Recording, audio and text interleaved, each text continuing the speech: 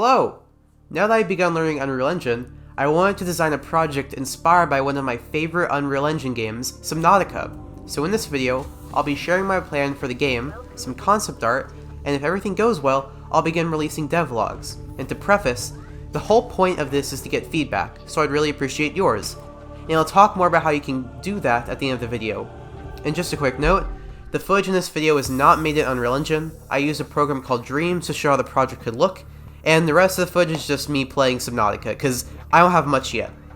So let's start with the name, Sundown. What I think makes Subnautica so enthralling is that you are not only on an alien planet, you are in an element alien to yourself. But I don't want to copy the whole water thing. I really don't want to copy anything. The point of this project is to only keep what makes Subnautica so special and make the rest my own. So instead of the sea, I went with the sky. Sort of. In Sundown, you are enlisted among thousands of others by a mega corporation named Solerna to find habitable planets for humans. This game takes place around 100 years in the future. Earth is on the brink of destruction, and Solerna, a company marketed around solar energy, was able to become extremely profitable and powerful, but they have not done so without forging evidence to put down other alternatives. Now without a choice, Solerna enlists thousands in crews of 5 to be sent across the galaxy to find potentially habitable planets, and you are one of those people. The planet you are sent to is Candidate 3470. It contains an immense water supply leading to an extremely dense layer of clouds, blocking out the sun on most of the planet. Now if you remember, Solerna technology is solar power based, so this creates a big problem for you, obviously. Thankfully, the sun pod you were sent in, I know, similar to a life pod, I try my best with the names. Thankfully, the sun pod you were sent in has propellers that can activate in situations such as this. So you're now in this small pod floating above this dense cloud covering. Now unfortunately, the clouds trap poisonous chemicals, so you'll have to wear your sunsuit when on the surface.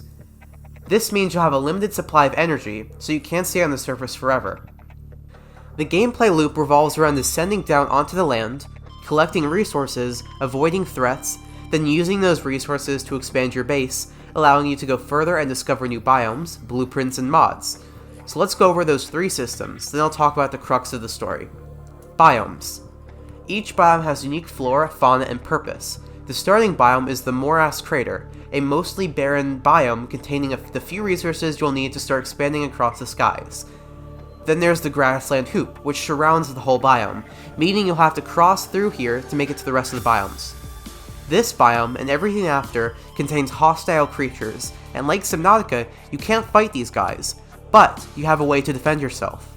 Early on, you will be able to craft a flashlight, which will allow you to see on the near pitch black surface.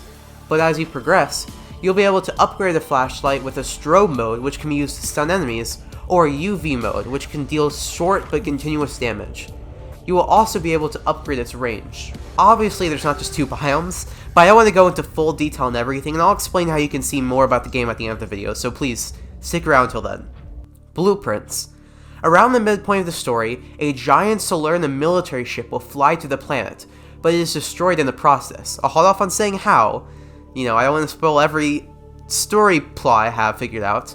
So because of this, you'll be able to find military crates scattered throughout the map, with blueprints on new objects you can place, and there are some really cool ones. There's simple stuff like windows, charging stations, but then there's stuff like the Materioscope, which is like a giant satellite that allows you to scan for a resource if you deposit one into the machine, and the 4D radar, which displays a height map of the, map, along with creatures' positions.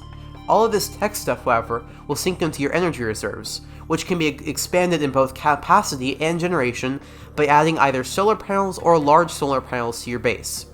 I didn't want to go with the base integrity system Subnautica had, so instead there's just a limit on how far you can expand your base before building a base stabilizer, which can be upgraded further to expand your base even more.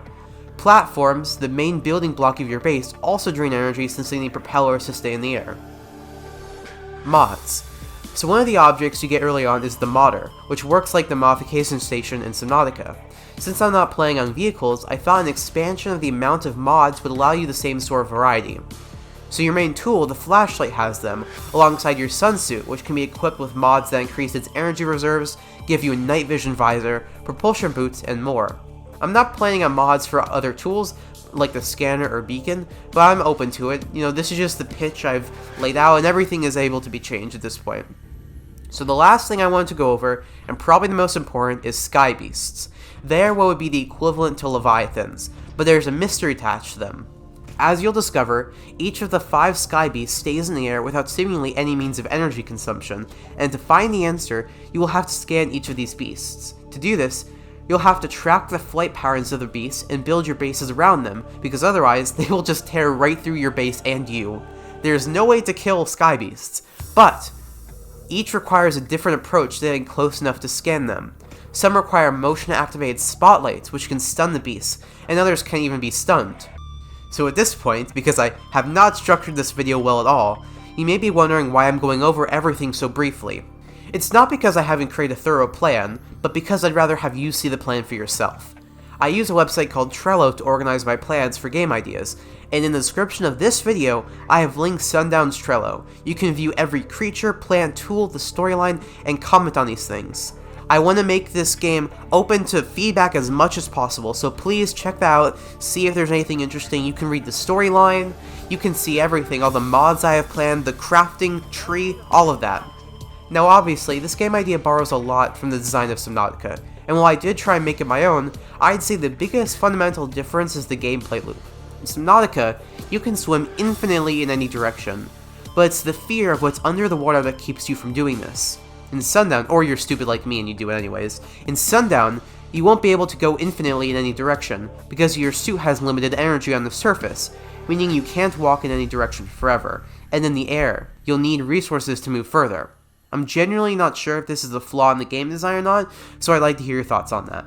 I'm not good at this whole video thing, so if this does reach any Subnautica fans, sorry about that. But I really love the game too, and I wanted to share my idea inspired by it, and hopefully I can make this game real with your help. And even though you can just check the Trello for my entire plan for the game, if you guys do want videos where I go more in depth on the biomes and creatures and all that I have planned, I'd be happy to do that. Now while I don't have much to show you yet, here's some footage of some prototypes I made, and I hope you like it. In the next coming days I'll be working on modeling, so I can try and make some materials, animals even, all that stuff. I want to see what I can model, and then I'll try and implement it, so look forward to that maybe. Hope you like it. Goodbye.